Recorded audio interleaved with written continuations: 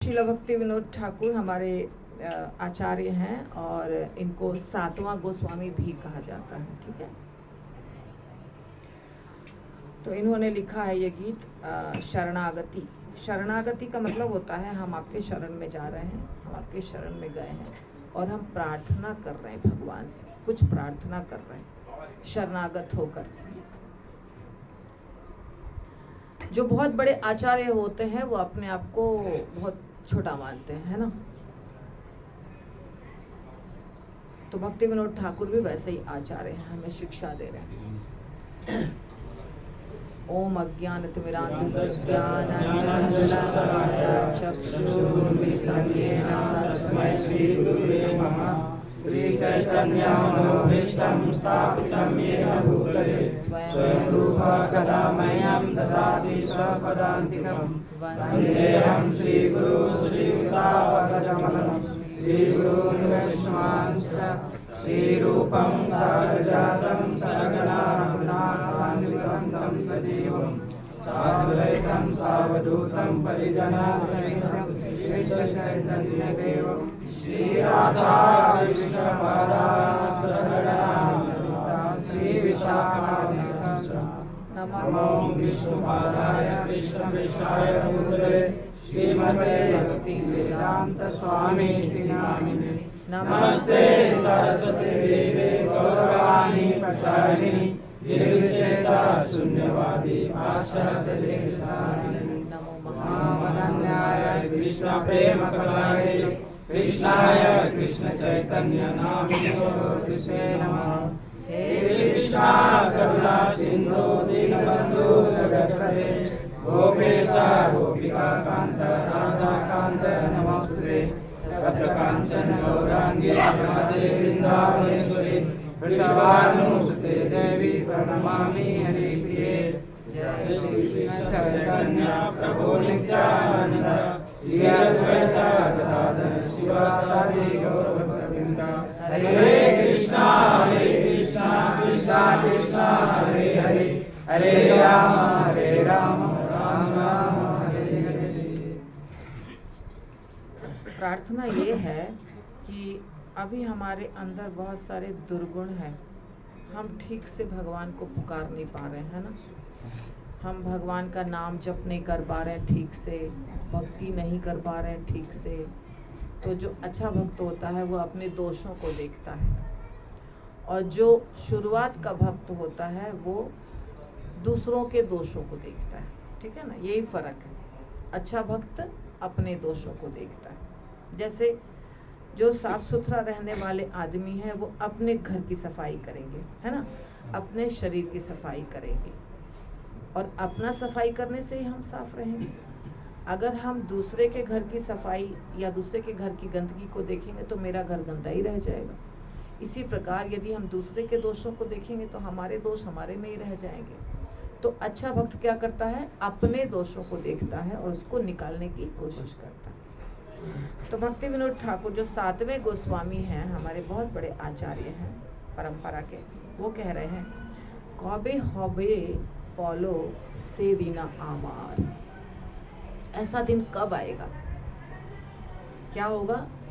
अपराध घुची शुद्ध नामे रुचि कृपा बोले हौबे हृदय संचार।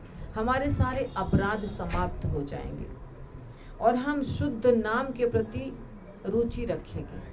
हमें शुद्ध नाम करने की इच्छा होगी और हम शुद्ध नाम करने की कोशिश करेंगे। अपराध घुची शुद्ध नामे रुचि कृपा बोले हौबे हृदय संचार। हमारे हृदय में कब स्फूर्ति आएगी, शुद्ध नाम में कब हमारी रुचि उत्पन्न होगी, ऐसा दिन कब आएगा? ये कौन बोलेगा? जिसको लग रहा है कि मैं शुद्ध नाम नहीं कर रहा हूँ, जिसको लग रहा है कि अरे मैं इतने दिन से प्रयास कर रहा हूँ कि नाम जप कर पाऊँ पर मेरे नाम में कुछ ऐसा भाव नहीं है। ठीक है ना, तो ऐसा ही अच्छे भक्त को लगना चाहिए कि हम और अच्छा जप करें। फिर वो कैसे होगा, वो शुद्ध नाम में रुचि कैसे होगी? जब हमारे अंदर ये सब गुण पैदा होंगे। तृणाधिकहीन कबे निज मानी सहिष्णुता गुण हृदय ते आनी सकले मानद अपनी मानी होय आस्वादिबे नाम रस सार।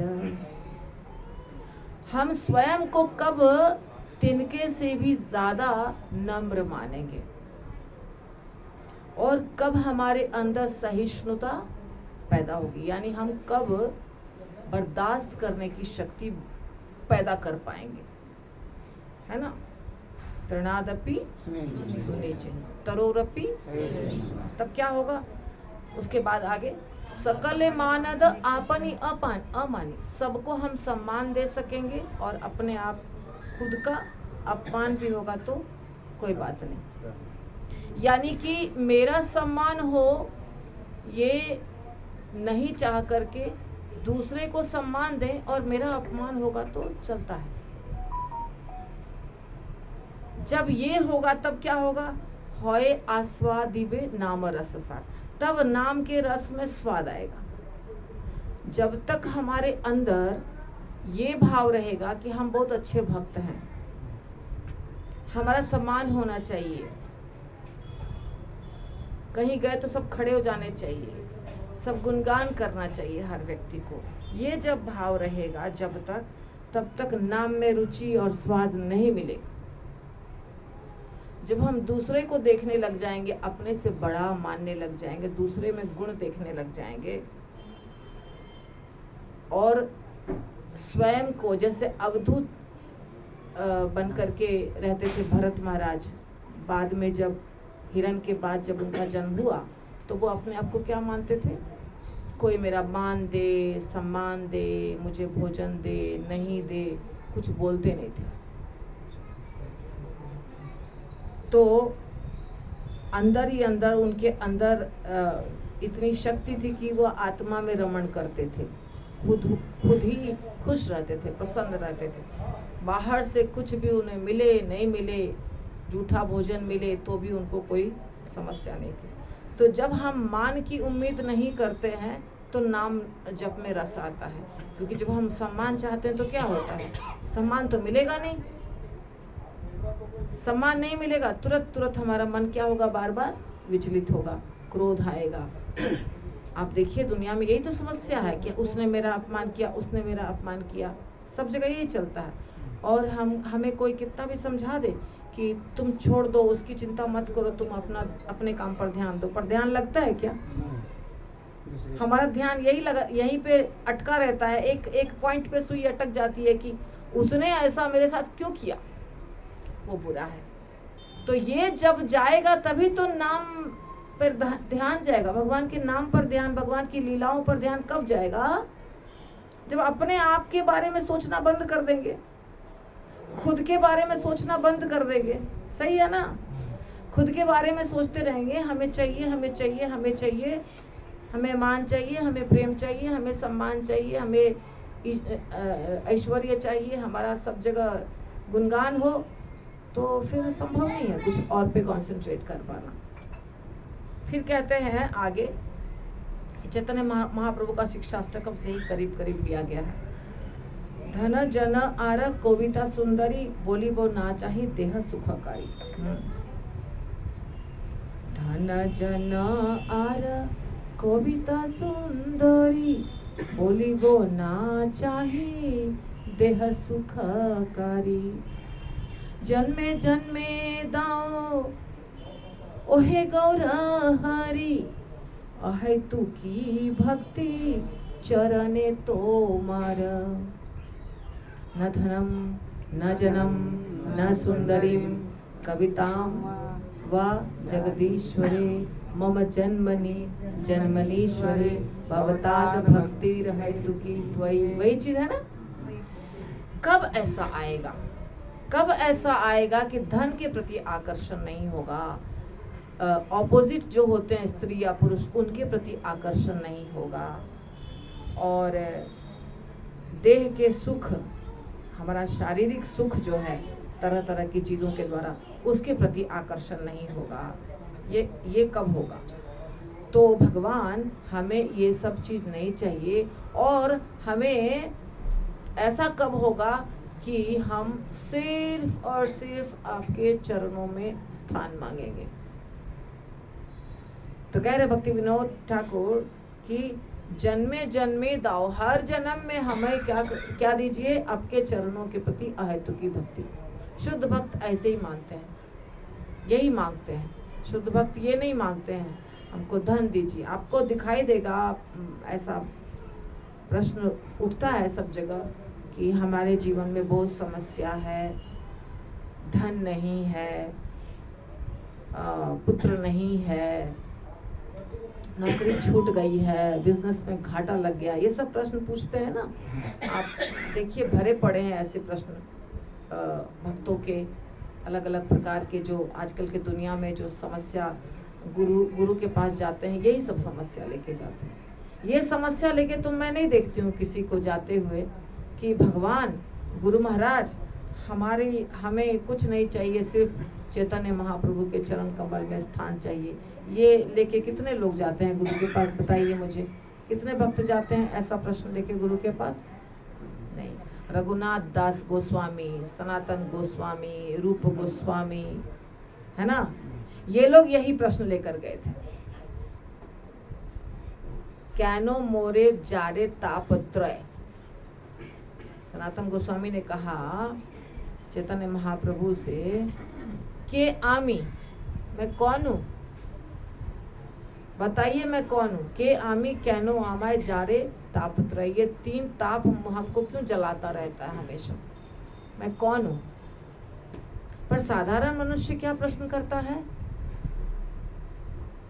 क्लास में आना है तो समय नहीं है, सेवा करने आना है तो समय नहीं है, बिजी हूँ।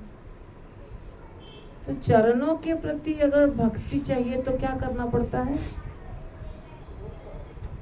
एडजस्ट करना पड़ता है ना।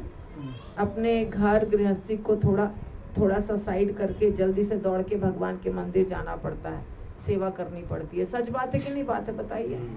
तभी तो परीक्षा लेते हैं ना भगवान, परीक्षा लेते हैं भगवान कि इसको थोड़ा सा कष्ट दे देता हूं, अब देखता हूं ये आता है कि नहीं मेरे पास। अच्छा माहौल में तो आ गया, अब थोड़ा सा परीक्षा, थोड़ी छोटी परीक्षा लेता हूँ, और जब छोटी परीक्षा में पास हो जाते हैं तो उससे थोड़ी बड़ी परीक्षा, और पास हो जाएंगे तो थोड़ी और बड़ी परीक्षा। क्यों? जैसे नर्सरी, केजी, स्टैंडर्ड 1, स्टैंडर्ड 2, हर परीक्षा में आप पास होते तभी तो आप सब यात्रा कर रहे हैं। कौन सी यात्रा कर रहे हैं? भगवत धाम जाने की यात्रा शुरू है ना। जाना है ना सबको भगवत धाम कि नहीं जाना है? पहले ये बता दीजिए, जाना है कि नहीं जाना है? हरि बोल मतलब जाना है सबको। हाथ उठाइए, तो हाथ उठाइए। अच्छा, सबने हाथ उठा दिया। तो आपको यहाँ से अगर वृंदावन जाना है, पैदल जाना है वृंदावन यहाँ से आपको, तो बीच में नदी आएगी, पहाड़ आएंगे, गुफा आएंगे, कटीली झाड़ियाँ आएंगी, भूख प्यास सब मिलेगा ना, कि आराम से यहाँ बैठेंगे और पहुँच जाएंगे। आराम से यहाँ बैठ करके उड़ के पहुँच जाएंगे। वो कौन पहुँचता है? नारद मुनि। वो कौन पहुँचेंगे? जो सिद्ध है ऑलरेडी, जो सारे कष्टों को पार करके दिव्य स्तर पे पहुँचे हुए हैं, उनको कोई दिक्कत नहीं आएगी। पर हम तो नहीं पहुँचे हुए हैं, तो हमें तो सारी दिक्कत अभी आने वाली है। तो कभी भूख लगेगी, खाना नहीं मिलेगा, कभी प्यास लगेगी, पानी नहीं मिलेगा, कभी चोर डाकू बदमाश रास्ते में मिलेंगे, उससे निपटना होगा, कभी पहाड़ पे चढ़ना पड़ेगा, कभी नदी को पार करना पड़ेगा। तो ये सब कुछ पार करेंगे, 2000 किलोमीटर तक चलेंगे, तब वृंदावन आएगा। साधारण वृंदावन, इस दुनिया वाले वृंदावन की बात कर रहे हैं। और गोलोक वृंदावन जाना है तो कितनी चीजें पार करनी पड़ेंगी, आप बताइए मुझे। तो गोलोक वृंदावन जब जाएंगे, आप सारे भक्त जाना चाहते हैं, तो भगवान ने ये कार्य किसको दिया है? गोलोक वृंदावन पहुंचाने का कार्य, वहां तक पहुंचने का कार्य गुरु महाराज को दिया है कि तुम तैयार करो लोगों को, ये गोलोक वृंदावन जाने के लिए जो जो चीज है वो सब तैयार करो। तो रास्ता बता दिया गुरु महाराज ने, नाम जप करो, मंदिर जाओ, सब कुछ बता दिया।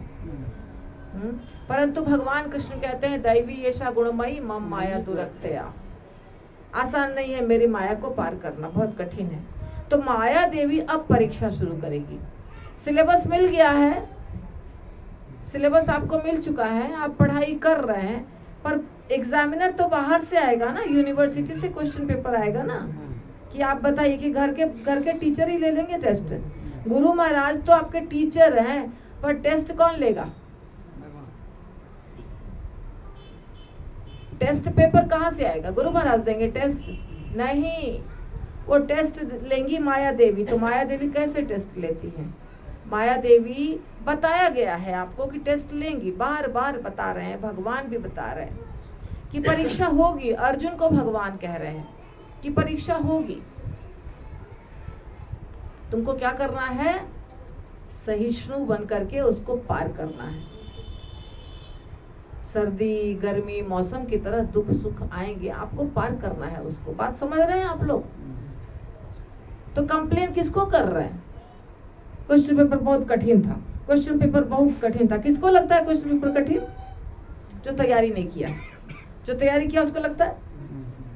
लगता है नहीं। क्यों लग रहा है कठिन? तैयारी नहीं है। तो ये सारी चीजें जीवन में 100% आएगी। और किसके जीवन में आएगी? जो टेस्ट देने के लिए रेडी है।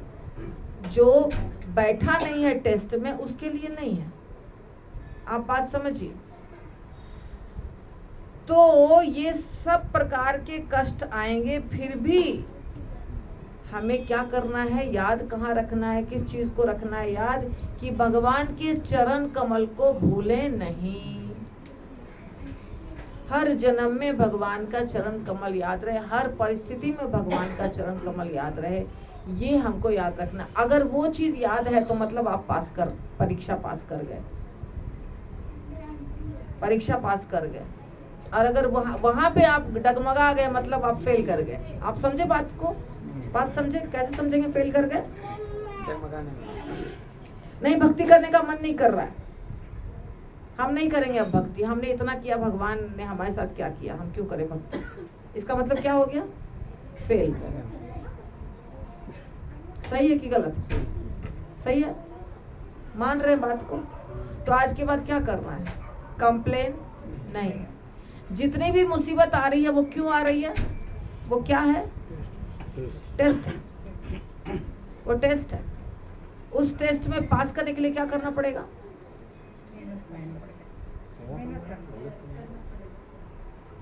सहिष्णु बन के समय को जाने देना है। सहिष्णु मतलब टॉलरेट करके। एक श्लोक है भगवत गीता में, क्या है?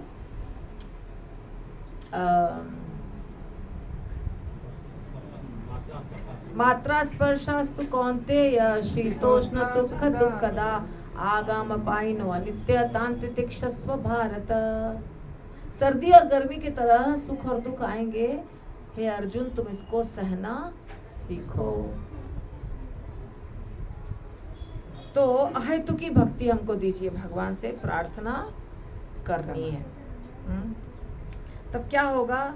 कौबे कोरीते श्री कृष्ण नाम उच्चारण पुलकित देह गद गद वचन वैवर्ण वैपथु हवे संघटन निरंतरे नित्रे बवे अश्रुधारण। कब ऐसा होगा कि इतना अच्छा भाव हमारा हो जाएगा कि जब हम भगवान के नाम का जप करेंगे तो हमारे शरीर में पुलक होगा, आंखों से आंसू बहेंगे। ये नाटक वाला नहीं है। आजकल YouTube पर कुछ ऐसे प्रवचनकर्ता आपको मिलेंगे, लड़कियां 20 साल की 22 साल की लड़की, आंखों से टपाटप आंसू बह रहा है, एकदम लगातार आंसू की धारा बह रही है प्रवचन व्यासन पर बैठ के। वो सत्य नहीं है, वो सत्य नहीं। सत्य ऐसा नहीं होता है। जो असली भक्त होते हैं वो उनके अंदर भाव आता है, पर वो सबके सामने प्रकट नहीं करते। और जो सबके सामने रोने का नाटक कर रहे हैं वो असली भक्त नहीं है। तो वो नहीं करना है किसी को भी। अपने आप भाव पैदा होंगे और भाव को छिपा के रखना है अगर होते हैं तो ये कब होगा? शुद्ध भक्त होने के बाद होगा, उसके पहले नहीं होगा। कि भगवान का नाम उच्चारण किया तो हमारे अंदर अश्रु, पुलक, कंप, ये सब हंसना, रोना, अष्टविकार पैदा हो जाएंगे। ये इस तरह के भक्त कौन हुए हैं आज के मतलब कलयुग में? इस प्रकार के कितने भक्त हुए हैं? इस प्रकार के भक्त गिने चुने हुए हैं। गौर किशोर दास बाबा जी, जगन्नाथ दास बाबा जी, इस प्रकार के भक्त हैं ये, ऐसे इस स्टैंडर्ड के। ठीक है। और आगे कहते हैं कबे नवद्वीपे सूरत धुनी तोटे गौर नित्यानंद बोली निष्कपटे नाचिया गाइया बैड़ाइबो छूटे बातू ले रहा प्राया छाड़िया विचार। ऐसा कब होगा? जब निष्कपट भाव से हा नित्यानंद, हा गौरांगा बोलते बोलते पागल की तरह नाचूंगा, लोक लज्जा का त्याग करके इधर उधर भागूंगा। ये कौन है? ये है बहुत ऊंचे कोटि के भक्त के लक्षण। जैसे आप देखते हैं शिक्षाष्टकम में शुरू के जो 3-4 हैं वो तो साधारण भक्त के लिए है, परंतु बाद वाला किसके? गोपी भाव के लिए है।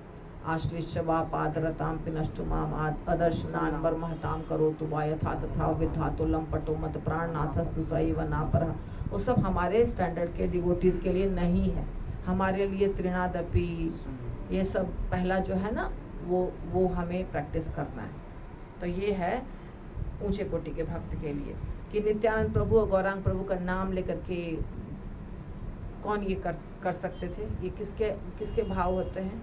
ये होते हैं जो नित्यानंद प्रभु और चैतन्य महाप्रभु के समय के पार्षद थे, उनके भाव है ना। नरोत्तम दास ठाकुर, ऐसे बड़े बड़े आचार्य के भाव। और फिर आगे कहते हैं कि निबो लूटिबो होरी नाम रसे माती होई बेबी बस रसे रसिक चरण परस कोरिया मजीबो रसे अनिबार। तो रस, क्या रस? हरि नाम। किनिबो लूटिबो होरी नाम रस। हरि नाम का रस किसको मिलता है? अभी हमारे लिए तो 16 माला करना ही बहुत कठिन है। रस कहाँ से प्राप्त होगा? रस तो बहुत दूर की बात है। रस कब आता है हरि नाम करने में? जब आप शुद्ध भक्त के संग बैठते हैं। आप अगर शुद्ध भक्त के संग बैठे हैं तो आपके अंदर अपने आप इच्छा सतोगुण प्रकट होगा और आपकी इच्छा होगी कि मैं खूब नाम जप करूं। और नाम कैसे खरीदा जाता है बताइए? श्रद्धावान जन है, श्रद्धावान जन है, श्रद्धावान जन है, श्रद्धावान जन है। क्या है शुरुआत में? नदिया गोद्रु में नित्यानंद महाजन पतियाचे नाम हट जीवेर कारण। श्रद्धावान जन है, श्रद्धावान जन है। तो श्रद्धावान व्यक्ति ही खरीदता है नाम। जैसे आपको कुछ और खरीदना हो इस भौतिक दुनिया की चीज, तो धन चाहिए, पैसा देंगे सब कुछ मिल जाएगा, है ना। गहना, जेवर, कपड़ा लत्ता, गाड़ी, मोटर, फ्लैट, सब कुछ। लेकिन हरि नाम वो कैसे खरीदेंगे? श्रद्धा के माध्यम से। वो रुपया दे के नहीं मिलता है, मिलता है। एक माता जी मुझे बोली हमको ब्राह्मण दीक्षा चाहिए, जितना रुपया होता आपको लेना है बोलिए। मैंने बोला रुपया पे ब्राह्मण दीक्षा नहीं मिलती है।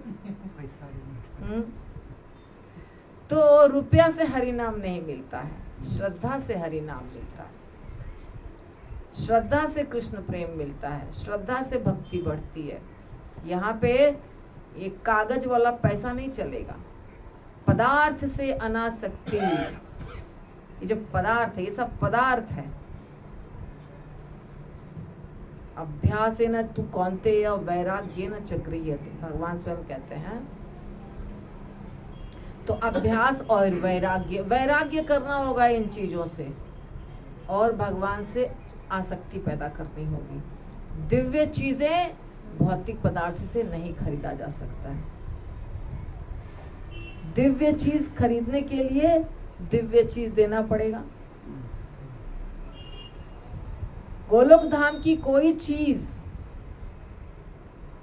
गोलोक धाम की कोई चीज इस दुनिया के किसी चीज के बदले नहीं मिलेगी। बात समझी? आपके पास करोड़ों की संपत्ति है, आप करोड़ों की संपत्ति दे करके कृष्ण प्रेम नहीं खरीद सकते हैं। सच बात है कि नहीं? तो इसीलिए श्रद्धा के बल पे ही हरि नाम मिलता है और नाम रस मिलता है। तो नाम रस से, नाम रसे माथी होई बे बीबस, जैसे ये इतना ऊंचा भाव है, इतना ज्यादा ऊंचा भाव है, उसको समझने के लिए थोड़ा सा आपके लेवल को ऊंचा करिए। जैसे शराब पी के कोई नशे में रहता है, मदिरा पान करता है तो उसको नशा हो जाता है, वैसे ही एक नशा होता है भगवान के नाम का। ठीक है? भगवान के नाम का जो नशा होता है, उस नशे में व्यक्ति, आज एक ललित माधव प्रभु लीला बता रहे थे, वो लीला उन्होंने जो बताई, थोड़ी सी लीला उन्होंने बताई, उससे मिलती जुलती एक लीला मुझे याद आ गई, पर मैंने नहीं बताया क्योंकि मुझे लगा कि मुझे बीच में नहीं बोलना चाहिए। इन्होंने जो सुना ये बता रहे हैं, मैंने जो सुना है वो थोड़ा सा अलग है। एक व्यक्ति बोला श्रील प्रभुपाद को कि बहुत दिन से नाम जप कर रहा हूँ, गौड़िया मठ का व्यक्ति था, तो 64 माला रोज करता हूँ, लेकिन कुछ मजा नहीं आ रहा। नाम तो जप कर रहा हूँ कितने सालों से, मगर कुछ मजा नहीं आ रहा। तो ये श्रील प्रभुपाद की लीला। तो श्रील प्रभुपाद ने बोला कि अच्छा इधर आओ।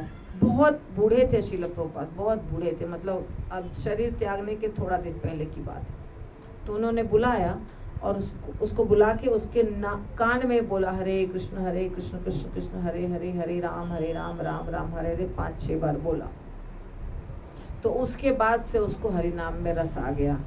तो कहने का मतलब ये है कि शुद्ध भक्त के मुख से जब आप सुनेंगे तो आपको रुचि आ जाएगी। ये लीला थी प्रभुपाद की। दूसरी लीला जो मैंने सुनी है कि एक व्यक्ति कहता है गुरु को, उनके गुरु कोई और थे, कि गुरु महाराज हम बहुत दिनों से नाम जप कर रहे हैं, भाव नहीं आ रहा है, नाम जप करने में मज़ा नहीं आ रहा है, कुछ फायदा नहीं है नाम जप करके, ऐसा लग रहा है, क्या कर रहा हूँ, इतने सालों से नाम जप कर रहा हूँ, कुछ तो प्राप्त होना चाहिए था, कुछ प्राप्त नहीं हुआ है।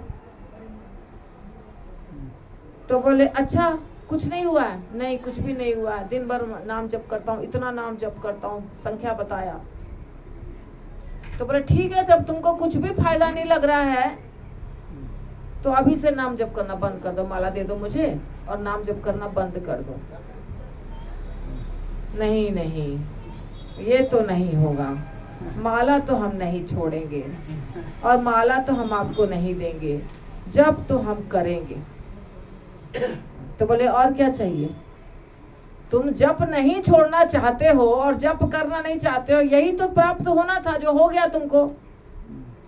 हम तुमको कह रहे हैं जप मत करो, पर तुम कह रहे हो जप तो हम नहीं छोड़ सकते हैं, सिद्ध हो गया ना। अभी और क्या चाहिए? नाम छोड़ना नहीं चाहते हो तो सब मिल गया। आप लोग छोड़ना चाहते हैं ना कि आप छोड़ देंगे? नहीं ना। मतलब क्या हुआ? आसक्ति हो गई है नाम में, मिठास नहीं लग रहा है इतना ज्यादा। मिठास लगने के लिए क्या करना पड़ेगा? ये पदार्थों को छोड़ना पड़ेगा। ये भौतिक पदार्थों को छोड़ेंगे तो रस मिलेगा। भौतिक पदार्थ से आसक्ति रहेगी तो रस में मजा नहीं आएगा, आनंद नहीं आएगा। तो जब इसलिए कह रहे हैं कीनी बोलू टी वो होरी नाम रस से माती होई विवश, नाम रस में एकदम बेहोश हो जाऊं, इतना मजा आ जाए, इतना ज्यादा नशा चढ़ जाए हमें नाम का। फिर क्या हुआ, रसे रसिक चरने पर रस कोरी मोजीबो रसे अनिवार्य। रस के रसिक होते हैं कुछ, जो वृंदावन के आचार्य गण होते थे पहले के जमाने में, उनको रसिकाचार्य कहा जाता था। क्यों? कृष्ण नाम में वो रसिक थे। रसिक यानी रस लूटते थे, लीलाओं में रस लूटते थे, रसिकाचार्य। तो वैसे रसिक वैष्णव के चरण को स्पर्श करके कब ऐसा होगा कि मैं भी नाम रस में डूब जाऊंगा, ऐसा बोलते हैं। इसके बाद भक्ति विनोद ठाकुर कहते हैं, ऐसा कब होगा कि मेरे अंदर सब जीवों के प्रति दया, कौबे जीवे दया होइबे उदय, निज सुख भूली सुदीन हृदय। अपने सुख को भूल के दूसरों के बारे में सोचूंगा, हर जीव के प्रति दया करूंगा, ऐसा कब होगा? और क्या, भक्ति विनोद कोरिया विनय, श्री आज्ञा टहल कोरिव प्रचार। और क्या करते हैं कि मैं कब श्री आज्ञा यानी चैतन्य महाप्रभु की आज्ञा को मानकर और सब जगह कृष्ण नाम का प्रचार करूंगा। कृष्ण नाम का प्रचार जो सार है। तो ये प्रार्थना कर रहे हैं भक्ति विनोद ठाकुर। ये था आज का गीत। आज जो मैं आप लोग को कथा सुनाने वाली हूँ, बहुत अच्छी कथा है, छोटी सी कथा है, समय इतना ही है हमारे पास। तो एक दिन प्रभु श्री निवासे रसहिते, व्यवहार कथा किछु कोही नहीं निभृते। प्रभु बोले तुमी देखी कोथाओ न जाओ, कैमते वालू काइया कैमते कुलाओ। चैतन्य महाप्रभु कहते हैं श्रीवास ठाकुर से, आज तुमसे कुछ व्यवहार की बात हम करने आए हैं। व्यवहार की, जैसे काउंसलिंग करते हैं, काउंसलिंग करते हैं का मतलब क्या हुआ, व्यावहारिक ज्ञान, प्रैक्टिकल आपके जीवन में जो समस्या आ रही है उसको सुलझाना है। कोई जिस आश्रम में है, गृहस्थ, वानप्रस्थ, ब्रह्मचर्य, उसके जीवन में कुछ कुछ समस्या आती है, तो उस समस्या को सुलझाना और प्रैक्टिकली ऐसा देखना कि ये भक्त भक्ति कर सके, तो उसको कहते हैं व्यावहारिक ज्ञान। तो व्यवहार कर रहे हैं। तो कह रहे हैं, ये चैतन्य भागवत का कथन है।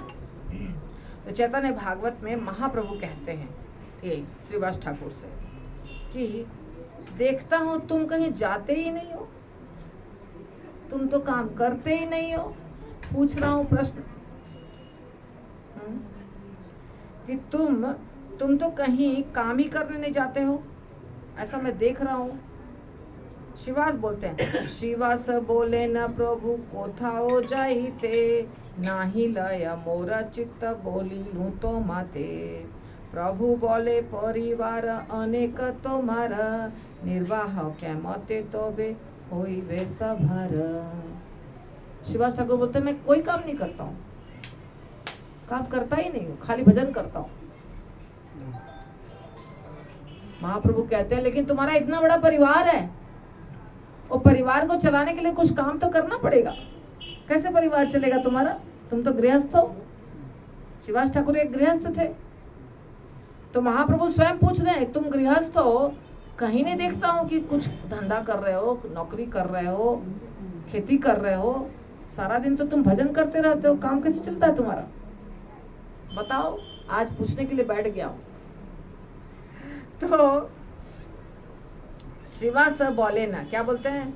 श्रीवास बोले न जार अदृष्टे जे थाके, सेई होई बेका मिली बेको जेते पाके। प्रभु बोले तुमी तोबे करो हो संन्यास, इहा ना पारी मोई बोले श्रीनिवास। तो श्रीवास बोलते हैं कि देखिए, जो मेरे भाग्य में है वो चला आएगा, मेरे भाग्य में जो मिलना है वो चला आएगा। मैं क्यों करूं कुछ भी? मुझे कुछ नहीं करना है, मुझे तो सिर्फ भजन करना है। महाप्रभु कहते हैं ठीक है, जब तुम्हें कुछ नहीं करना तो संन्यास ले लो। गृहस्थ बन के कुछ नहीं करोगे, ऐसा कैसे चलेगा? परीक्षा हो रही, देखिए अभी अब मैंने आपसे बात किया ना परीक्षा की, परीक्षा ले रहे हैं महाप्रभु। समझ रहे हैं आप लोग सब? इधर आ जाइए माता जी सब, इतना दूर में क्यों, सामने जगह है काफी। तो परीक्षा ले रहे हैं कि क्या बोलता है ये मेरा जो भक्त है ये क्या बोलता है। बोलते नहीं तो तुम तो अनुगृहस्थ हो, तो कुछ काम तो तुम करते नहीं हो, तो सन्यास ही ले लो। तो बोलते हैं कि प्रभु बोले तुम्ही तबे करो हो सन्यास, यहाँ ना पारी मुमुई। बोले श्रीनिवास नहीं सन्यास तो नहीं लूंगा। प्रभु बोले सन्यास ग्रहण ना कोरीबा, भिक्षा कोरी तेओ कारे द्वारे न जाइबा। सन्यास भी नहीं लोगे, भिक्षा भी नहीं करोगे, किसी के द्वार पे भी नहीं जाओगे, तो कैसे चलेगा?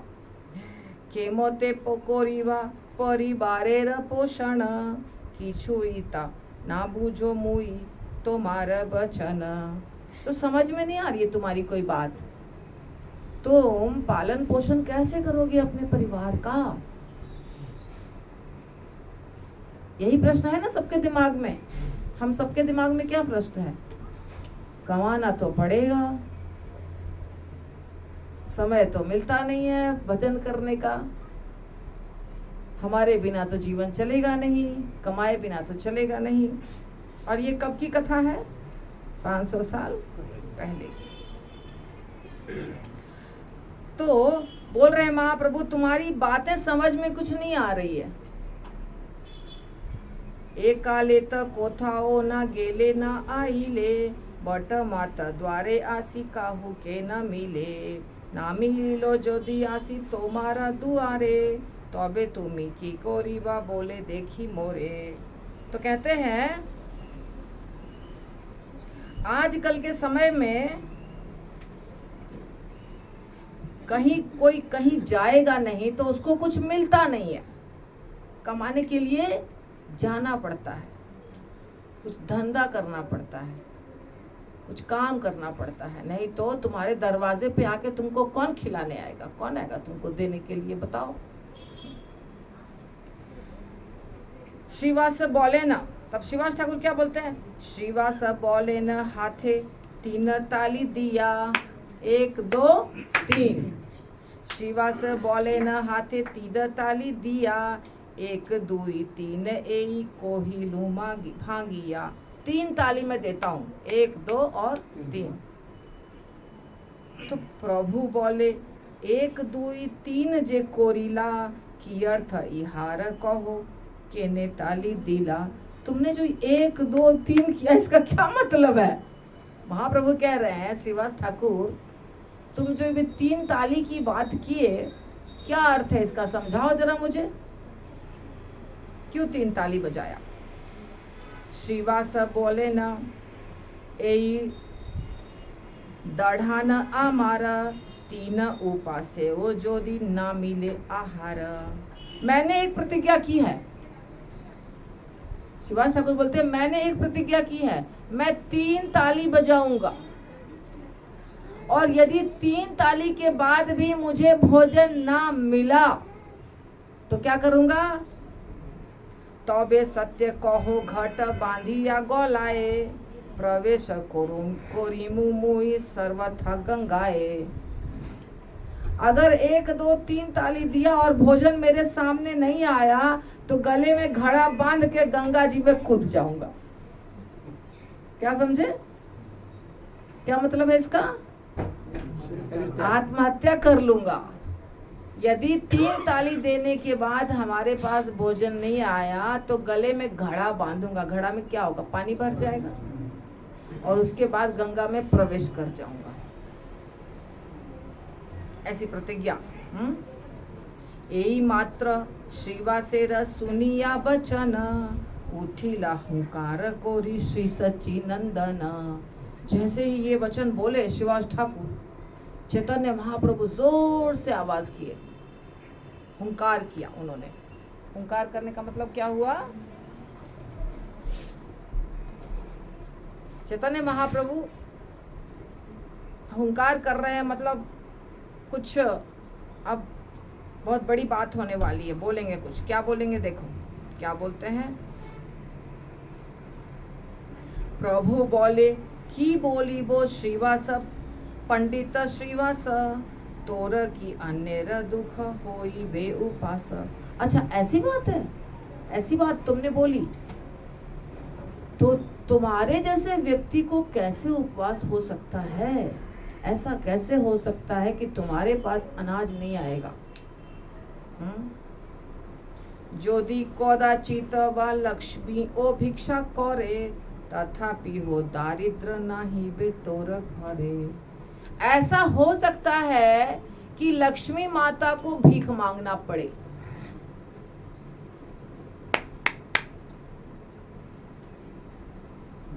ऐसा हो सकता है कि लक्ष्मी माता को भिक्षा मांगना पड़े दरवाजे दरवाजे, पर ऐसा हो नहीं सकता कि तुमको भिक्षा मांगना पड़े। आप समझ रहे हैं? भगवान अपने भक्तों के प्रति कितना ज्यादा दयालु है कि कह रहे हैं कि लक्ष्मी जी को भिक्षा मांगना पड़ सकता है, पर तुम्हें भिक्षा मांगना कभी नहीं पड़ेगा। क्यों? आपने जे गीता शास्त्रे बोली या छो मुई, ताहो की श्रीवास एबे पास रीले तुई। श्रीवास तुम भूल गए हो? महाप्रभु कह श्रीवास तुम भूल गए हो, मैंने खुद ही तो बोला है भगवत गीता में, मेरे भगवत गीता के वचन को तुम भूल गए हो क्या? क्या बोला है भगवान ने भगवत गीता में? अनन्यश्चिन्तयन्तो माम ये जनाः पर्युपासते, तेषां नित्यभियुक्तानां योगक्षेमं वहाम्यहम्। भगवान ने कहा है जो मेरा भजन करता है अनन्य भाव से,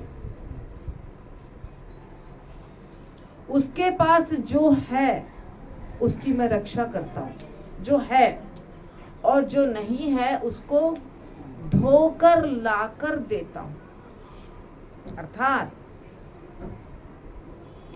जो भगवान ने पहले से ही, यानी कि हमारे प्रारब्ध के अनुसार हमारा जहाँ जन्म दिया है, जो धन दिया है, जो माता पिता दिए हैं, जो ऐश्वर्य दिया है, जो हमको मिला हुआ है, वो सब तो रहेगा ही।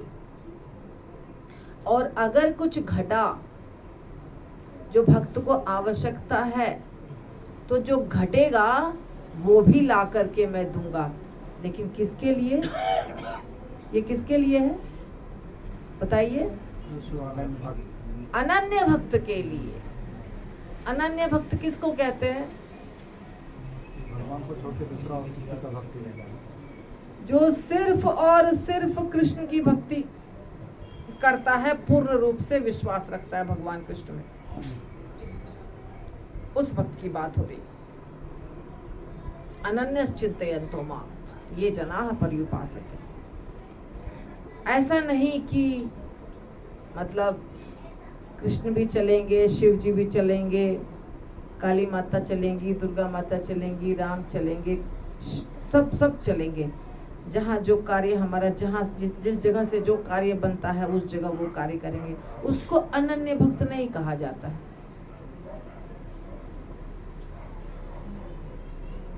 एक बार हमारे आचार्य थे, कौन से आचार्य थे वो नाम नहीं याद है मुझे, बहुत सारी लीलाएं होती है, यही सब आचार्य रहते हैं, रघुनाथ दास गोस्वामी, रघुनाथ भट्ट गोस्वामी, गोपाल भट्ट गोस्वामी, ये सब 6 गोस्वामियों में से कोई गोस्वामी थे। तो वो सिर्फ दही पीते थे, छाछ, 1 द्रोण छाछ पीते थे पूरे दिन में, और कुछ पीते नहीं थे। ठीक है, 1 द्रोण छाछ बस हो गया। हाँ, रघुनाथ दास गोस्वामी तो उनका क्या हो गया कि अब जो उनके सर्वेंट थे, सेवक थे, उनको लगा 1 द्रोण छाछ पीते हैं मात्र, इनका क्या पेट भरता होगा। तब क्या किया, जैसे माता ही लोग को पता है इसका आइडिया कि बच्चा कहता है हम 2 ही रोटी खाएंगे, तो माता रोटी के साइज को थोड़ा बड़ा कर देती है, ये 2 ही खाएगा तो अब क्या करें, अभी गिन के 2 खाता है ना, करते हैं ना आप लोग। तो थोड़ी मोटी और बड़ी रोटी बना देते हैं, तो 2 के बदले 2.5 या 3 हो जाता है ना। तो वैसे ही उनके जो सेवक थे उन्होंने कहा ये एक द्रोण छाछ पीते हैं, तो ऐसा करते हैं द्रोण ही कहीं से ऐसा पत्ता लाते हैं कि द्रोण का साइज, पत्ते से बनता था द्रोण, तो पत्ते का साइज बड़ा होगा तो द्रोण थोड़ा बड़ा होगा तो थोड़ा ज्यादा छाछ पी लेंगे तो तसल्ली मिलेगी। तो वो गए दूसरे गांव, ललिता विशाखा किसी के गांव गए, ललिता सखी विशाखा सखी किसी के गांव गए और वहां से बड़ा बड़ा पत्ता ले आए और उस पत्ते का द्रोण बना करके उसमें दिया रघुनाथ दास गोस्वामी को छाछ पीने के लिए। बोले कहाँ से लाया ये पत्ता, तो बता दिया हम तो उस गांव से वहां से लाए हैं, जो भी गांव का नाम था। क्यों लाया? मैं राधा रानी का सेवक हूं, तुम ललिता सखी के गांव से क्यों लाया पत्ता? ये नहीं चलेगा, वो अलग ग्रुप है, ये अलग ग्रुप है। इस तरह का भाव, हिलना नहीं। जिनके सेवक हैं उनके प्रति 100% समर्पित, इधर उधर थोड़ा भी किंचित मात्र भी जो नहीं हिलता है, वैसा भक्त को कहा जाता है क्या? अनन्य भक्त। उस दिन के बाद वो नहीं पिए बड़े वाले द्रोण में, नहीं, ये नहीं हो सकता। ऐसा नहीं कि उनको किसी दूसरे सखी से कोई प्रॉब्लम है, लेकिन हमारे जो प्रिय हैं, जो लाइन में परंपरा में हैं, उनके सिवाय हम इधर हिला नहीं सकते हैं अपना थोड़ा भी। जान जाए तो जाए, उनके गांव से भी पत्ता कैसे आ सकता है?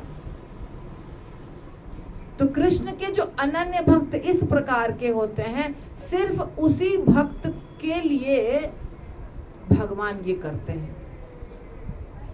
तेषाम नित्य अभियुक्तानाम योगक्षेमं वहाम्यहम्। गीता पंडा की कथा आप जानते हैं ना? गीता पंडा, जब गीता पंडा की पत्नी ने कहा, आप सबको पता है, कितने भक्तों को पता है कथा? करीब करीब सबको ही पता है ये कथा। तो गीता पंडा बहुत अच्छे भक्त थे, 2 लाइन बता देती हूँ, और परंतु उनकी पत्नी भक्त नहीं थी।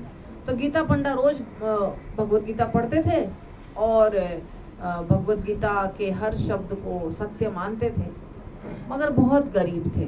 तो एक बार इतने गरीब के घर में कुछ नहीं खाने का था, तो माता ने कहा, यानी उनकी पत्नी ने, कि जाइए भिक्षा मांग के लाई। ये बोले गीता तो पढ़ने दो, तो नहीं हम कुछ नहीं, गीता पिता सब गलत है, कुछ नहीं हम मानते हैं। तो यही श्लोक था, तो उस श्लोक को काट दिया कि ये झूठ बात है, भगवान कुछ नहीं ला के देते हैं, आपको जाना पड़ेगा, कमाना पड़ेगा, लाना पड़ेगा, तब हमारा पेट चलेगा।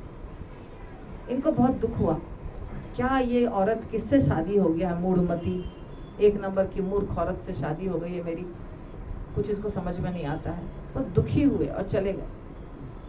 तो बाद में उस माता जी के लिए, मतलब माता जी को देने के लिए भगवान स्वयं अपने पीठ पर उठाकर लाकर सारी सामग्री दिए थे। और माता जी ने जब कहा उनको कि थोड़ा भोजन कर लीजिए, तो उन्होंने दिखाया कि मेरा जीभ काटा हुआ है, किसी ने काट दिया है मेरा जीभ। तब गीता पंडा जब आए तो बोले कि वो कृष्ण थे, तुमने उनके वचन को काटा था। तो इस प्रकार अनन्य भक्त जो होता है उसके लिए भगवान ढोकर ला कर देते। ये साबित किया भगवान ने गीता पंडा के लीला में कि मैं ढोकर ला कर दूंगा, क्योंकि जरूरत है, मेरे भक्त को जरूरत है। सुदामा जी की कथा आप जानते हैं। सुदामा जी तो कुछ नहीं मांगे, पत्नी ने मांगा, वहां भी पत्नी ही मांगी। पुरुष जो होते हैं वो थोड़ा अनासक्त होते हैं, मगर अगर विवाह कर लिए तो फंस गए, क्योंकि उसके बाद क्या होगा? अब तो पत्नी के हिसाब से चलना पड़ेगा। और पत्नी का क्या है? आप शादी क्यों किए? अगर शादी किए हैं तो आपको कमाना पड़ेगा। बच्चे क्यों किए? बच्चे किए हैं तो आपको कमाना पड़ेगा। तो दिन रात ताना मार मार के काम करवाती है पति से, और पति को काम करना पड़ता है। सच बात है ना, आप लोग सबको अनुभव है इस बात का। थोड़े में संतुष्टि नहीं होती है। लेकिन अगर कृष्ण भक्ति, हमको अनन्य भक्ति करनी है तो थोड़ा सा बैलेंस बनाना पड़ेगा, और ज्यादा पदार्थ के पीछे भागना नहीं है। तो इस प्रकार क्या बोलते हैं महाप्रभु कहते हैं कि हे श्रीवास, तुम भूल गए क्या तुम्हें कभी अनाज की कमी नहीं होगी, मैंने तो वचन दिया है गीता में स्वयं। श्री भगवान ने कहा, जो मनुष्य मेरा अखंड चिंतन करता है, सर्व भाव से मेरी उपासना करता है, मुझ में नित्य अखंड युक्त उनका योग व क्षेम मैं वहन करता हूँ। योग क्षेम, जरूरत की चीजें साफ ला कर देता हूँ, सिर पर रखकर भोजन पहुंचाता हूँ, और धन अर्थ काम मोक्ष ये सब तो कोई बात ही नहीं, ये सब तो आराम से सारी सिद्धियां स्वयं मिल जाती हैं उनको। चारों पदार्थ स्वयं आ जाते हैं उनके पास। फिर आगे कहते हैं, ये जाने चिंते मोरे अनन्य होइया, तारे भक्ष देऊ मोई माथा बहिया। वही बात माथा पे ला करके देता हूँ। जेई मोरे चिंते नाही जाय कारो द्वारे, आपने आसिया सर्व सिद्धि मिले तारे। धर्म अर्थ काम मोक्ष आपने आई से, तथापि हो नाचाय न लाय मोर दासे। मोर सुदर्शन चक्र राखे मोर दास, महाप्रलयो जार नाही को विनाश। महाप्रलय होने पर भी उस भक्त का नाश नहीं होगा। सुदर्शन चक्र स्वयं रक्षा करेगा, मेरे भक्त की रक्षा सुदर्शन चक्र स्वयं करेगा। आपको पता है ना अम्बरीश महाराज की कथा में क्या हुआ था? अम्बरीश महाराज की कथा में दुर्वासा मुनि ने चाहा कि खत्म कर दें इसको, अम्बरीश को खत्म कर दें। उन्होंने एक राक्षसी पैदा की, कृत्या नाम की राक्षसी, सही है। लेकिन सुदर्शन चक्र तो अम्बरीश महाराज के दरवाजे पर तैनात थे। वो क्या किए, वो कृत्या तो समाप्त हो ही गई और दुर्वासा मुनि के पीछे पड़ गए। अम्बरीश महाराज आराम से बैठे हैं, उनको कुछ नहीं हो रहा है। भक्त के साथ जो दुश्मनी लेगा, चाहे वो ग्रह हो, नक्षत्र हो, असुर हो, कोई नहीं टिक सकता। भक्त की रक्षा भगवान स्वयं करते हैं। ध्यान रखिए, अगर आप अच्छे भक्त बन गए, दुनिया में किसी व्यक्ति से डरने की आवश्यकता नहीं। लेकिन जब तक हम कच्चे भक्त रहते हैं तब तक सबसे डर है। बोलिए, है ना सत्य? जब तक हम कच्चे भक्त हैं तब तक हमें हर चीज से डर है, हर चीज से। लेकिन क्या है जो चला जाएगा? यही चीज जाएगा ना, पैसा, गहना, जेवर, घर, यही सब जाएगा ना, जो हमने प्राप्त किया है। हमने जो प्राप्त किया है उसके खो जाने का डर है, और क्या जाएगा? बोलिए। तो भगवान पे भरोसा रख, जो भगवान पे भरोसा रख कर अपने जीवन को जीता है, उसके अंदर से डर समाप्त हो जाता है। तैयार रहता है वो व्यक्ति, जाएगा तो जाएगा। श्री श्रीवास ठाकुर का तो आप अलग लीला भी सुन चुके हैं। तो इसके बाद आगे क्या होता है ये देखिए, क्या कहते हैं महाप्रभु। जे मोहर दासे रेओ करो स्मरण, ताहा रेओ करो मोई पोषण पालन। सेवकेरा दास से मोहोर प्रिय बड़, अनायासे से मोहोर पाया दृढ़। समय है अभी 15 मिनट, 8 बजे खत्म करना है ना, तो तब तक शांत रहिए आप लोग सब। माता जी शांत रहिए, घड़ी देख के 8 बजे मैं समाप्त कर दूंगी।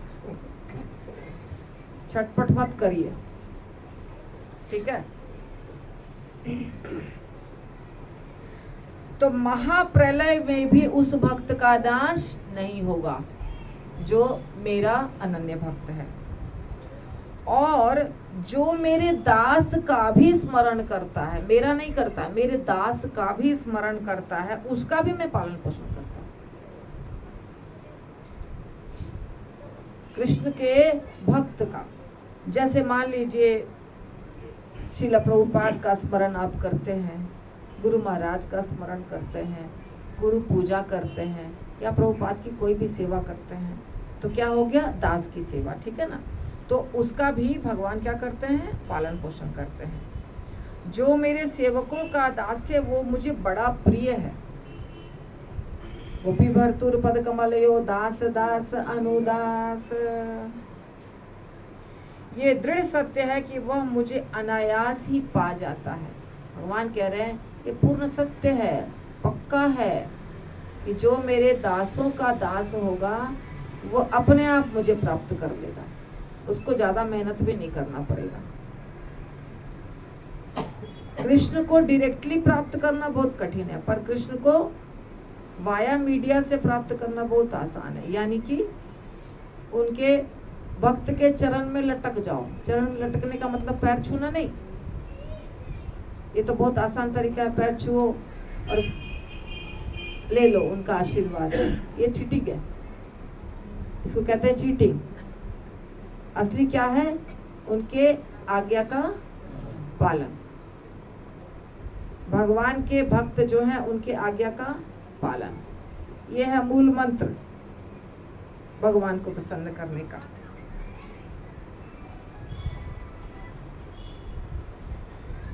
मेरे सेवकों को भक्ष्य पदार्थों की क्या चिंता, सर्वश्रेष्ठ मैं जिसका पोषण करता विद्यमान हूँ। तो पूरे दुनिया के मालिक हैं भगवान, सारी चीज भगवान की है। भगवान के दास आप बन जाइए तो फिर आपको क्या मेरे सामने आएगा खाने के लिए, पीने के लिए, ये सब आपको चिंता करने की जरूरत है। एक बहुत बड़ा सेठ है, मान लीजिए बहुत बड़ा राजा है और उसका कोई सेवक है, तो भूखा रहेगा क्या?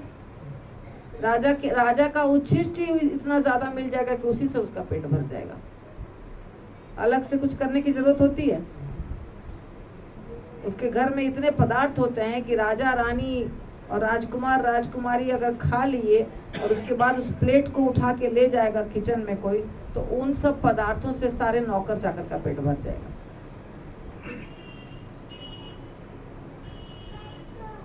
एक बहुत होशियार व्यक्ति था, माता थी बाता, बहुत होशियार। तो राजा दानी थे, दानी बहुत दान करते थे। तो उनके सुबह लाइन लगती थी उनके लिए, उनसे दान मांगने के लिए लोगों की लाइन लगती थी। और कोई बोलता था हमारी बेटी की शादी के लिए कुछ दान दे दीजिए, कोई बोलता था मेरा आज इस बार खेती में अनाज नहीं उपजा है तो मुझे कुछ दे दीजिए, कोई सोना मांगता था, कोई चांदी, कोई कपड़ा, ऐसे कुछ पैसा मांगते थे सब लोग अलग अलग तरीके से। तो सब लोग ऐसे मांग रहे हैं। एक बुद्धिमान औरत थी, वो खड़ी थी चुपचाप। तो बोले राजा कि तुमको कुछ नहीं चाहिए? तो बोलती नहीं हमको कुछ नहीं चाहिए। नहीं कुछ तो बोलो, मैं तो सबको देता हूँ, तो तुम यहाँ खड़ी हो तो तुमको भी तो कुछ मांगना चाहिए। तो बोली आप सिर्फ मेरे घर आ जाइए, मैं चाहती हूँ आप मेरे घर आए और हम जो बनाए वो आपको खिलाएं। हमको मन है कि हम अपने हाथों से आपकी सेवा करें, आप मेरे घर विराजिए एक दिन, कोई दिन बताया। तो राजा बोले हाँ अवश्य, क्यों नहीं, सबके इच्छा का सम्मान करता हूँ, तुम्हारी इच्छा का भी सम्मान करूँगा। मंत्री डेट नोट कर लो, इसके घर हमको जाना है इस दिन। बस क्या था, राजा आएंगे तो अकेले आएंगे। अब हाथी घोड़े सिपाही, पहले तो रोड उस कुटिया तक रोड बनी, क्योंकि बिना रोड के रथ कैसे जाएगा। उसके बाद पहले आए उनके सेक्रेटरी, जब देखे राजा बैठेंगे कहाँ, तो झोपड़ी थी उसका रेनोवेशन हो गया।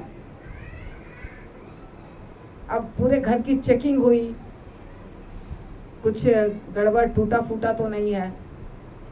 और जब राजा आ रहे हैं तो आगे 10 रथ, पीछे 10 रथ, सब में उपहार ही उपहार, खाने की पीने की सामग्री, कपड़ा लत्ता भरपूर। तो मात्र राजा के कदम रखे और वो बुढ़िया जो थी, वो औरत जो थी, वो तो लखपति करोड़पति बन गई। तो होशियार व्यक्ति बहुत चालाक होता है। वो क्या बोलता है, जैसे अर्जुन ने क्या कहा, हमको तो आपकी अक्षौहिणी सेना नहीं चाहिए, आप चाहिए, सिर्फ आप चाहिए, जहाँ कृष्ण वहाँ सब कुछ। तो होशियार व्यक्ति ये नहीं मांगता है हमको आज ये दे दीजिए, कल ये दे दीजिए, परसों ये दे दीजिए, और वो कभी नहीं कमी पूरी होगी अगर मांगते रहेंगे पूरे जीवन। आवश्यकता की कमी ये होती है, कभी आवश्यकता की पूर्ति होती है? हर दिन नई नई आवश्यकता पैदा होती जाएगी। लेकिन अगर आप सिर्फ कृष्ण बोले, कृष्ण की आपके चरण कमल को हम कभी नहीं भूले, बस। जैसे बलि महाराज ने क्या कहा कि मुझे तो भेज रहे हैं आप सुतल लोग, आप मेरे वॉचमैन बन के वहां खड़े हो जाइए, बस हमेशा मैं आपका दर्शन करता रहूं। अब हो गया, अब भगवान वहां खड़े रहेंगे तो अब बताइए, लक्ष्मी जी खुद गई वहां पे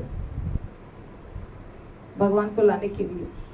तो होशियार व्यक्ति बहुत होशियार होता है, उसको पता है कि हमको एक ही चीज मांगना है, पर वो चीज इतनी कीमती होगी कि उसके अंदर सब लपेटे में आ जाएगा। तो उसी प्रकार बहुत चीज मत मांगिए भगवान से सिर्फ भगवान को मांग लीजिए। यशोदा माता ने क्या बोला, आप पुत्र के रूप में हमको प्राप्त हो जाए, या देवकी माता ने बोला आप हमको पुत्र के रूप में प्राप्त हो जाए, कौशल्या माता आप हमको पुत्र के रूप में प्राप्त हो जाए। तो भगवान पुत्र के रूप में जिसके गर्भ में भगवान आएंगे वो तो भगवत धाम जाएगा ही।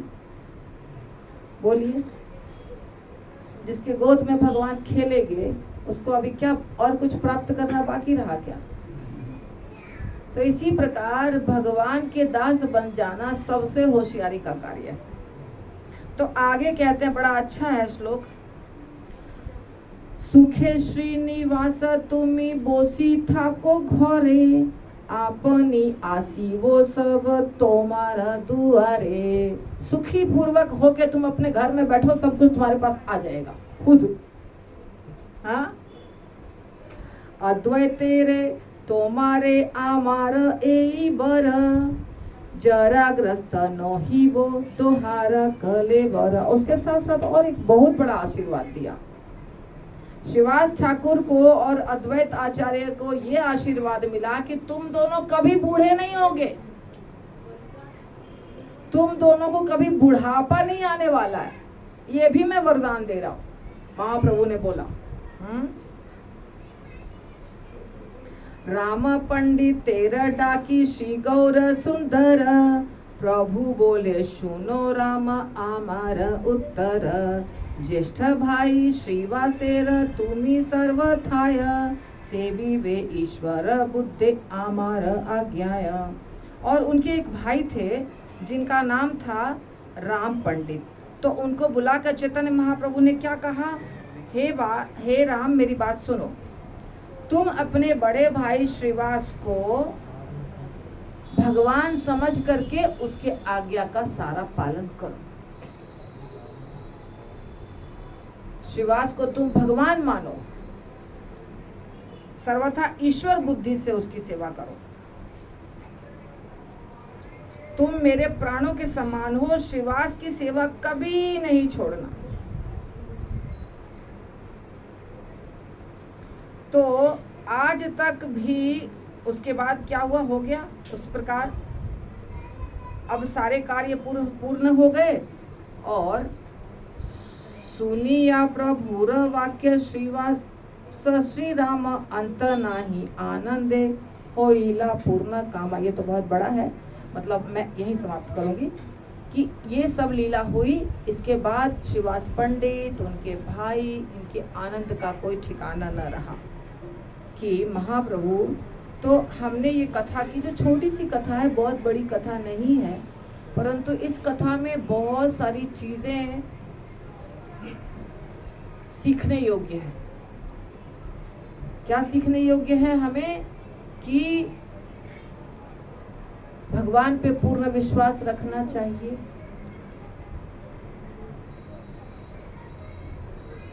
डर लगता है हमें क्योंकि पूर्ण विश्वास नहीं है, लेकिन पूर्ण विश्वास रखने के साथ साथ अपने भौतिक चीजों से ज्यादा आसक्ति भी नहीं रखनी चाहिए। अगर भौतिक चीजों से आसक्ति रखेंगे हम और कहेंगे भगवान हमको ये दे दें, भगवान हमको वो दे दें, भगवान हमको वो दे दें, वो तो नहीं सिखाया गया है। वो सिखाया गया यहाँ पे नहीं। जो आवश्यक है वो भगवान दे देंगे आपको। भगवान क्या देते हैं? क्या बोला भगवान ने?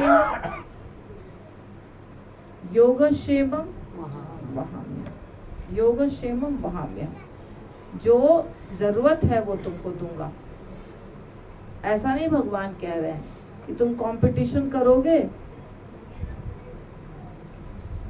हमको गाड़ी चाहिए, बंगलो चाहिए, सब चाहिए और मैं तुमको देता जाऊंगा। तुम कर्जा ले लोगे, कर्जा लेके बड़ा सा घर खरीदोगे, बड़ी सी गाड़ी खरीदोगे और बोलोगे कि भगवान मेरा कर्जा चुका दीजिए। ये बोल रहे हैं भगवान, बोल रहे हैं क्या? नहीं। तुम्हारे जीने के लिए कितना चाहिए उतना मैं दूंगा। और हमेशा भगवान भक्तों को उतना ही देते हैं जिससे उसकी भक्ति खत्म नहीं हो, उससे ज्यादा नहीं देते हैं। भक्ति समाप्त हो जाए इतना ऐश्वर्य नहीं देते। हाँ, अगर वो भक्त इतना महान भक्त है कि उस धन का उपयोग भगवान के सेवा में करता है तो उसको ज्यादा धन दे सकते हैं भगवान। बात समझे? युधिष्ठिर महाराज को राजा बना दिया भगवान ने कि नहीं बना दिया? बताइए। युधिष्ठिर महाराज को राजा बनाया, विभीषण को राजा बनाया भगवान ने, क्योंकि पता है कि युधिष्ठिर महाराज राजा बनेंगे तो पूरे देश का कल्याण करेंगे। वो अपने भोग विलास नहीं करेंगे, वो धर्मराज थे तो वो भोग विलास नहीं करेंगे। वो क्या करेंगे? उस धन का उपयोग जीव के कल्याण में लगाएंगे। तो वैसे व्यक्ति को धन मिलेगा। तो धन मांगना नहीं है। क्या मांगने सिखा रहे हैं भगवान? कि मेरा अनन्य भक्त बनो और मेरे चरण को कभी मत भूलो। भगवान के चरण कमल को कभी ना भूलें। भगवान की भक्ति अनन्य रूप से करें तो फिर भगवान हमको वो देंगे जब हमें जो चीज की जरूरत है। भोजन चाहिए तो भोजन, वस्त्र चाहिए तो वस्त्र, तबीयत खराब है तो तबीयत ठीक कर देंगे, वो सब कुछ कर देंगे। लेकिन अगर हम भगवान की सेवा करने में कंजूसी करेंगे तो फिर हमारी गलती है। आप समझे? मतलब क्या समझे? हमें भगवान की सेवा करने में बहाना नहीं बनाना चाहिए। अगर हम भगवान की सेवा करने में बहाना बनाएंगे तो भगवान को भी पूर्ण अधिकार है कि हमको नहीं देंगे कुछ भी। ठीक बात है कि गलत बात है? बताइए। सत्य है ना? तो हमारे तरफ से पूर्ण समर्पण होगा तो फिर भगवान भी पूर्ण रूप से हमको सहायता करेंगे। श्रील प्रभुपाद की जय। निताई गौर प्रेमानंदे। हरि हरि बोल।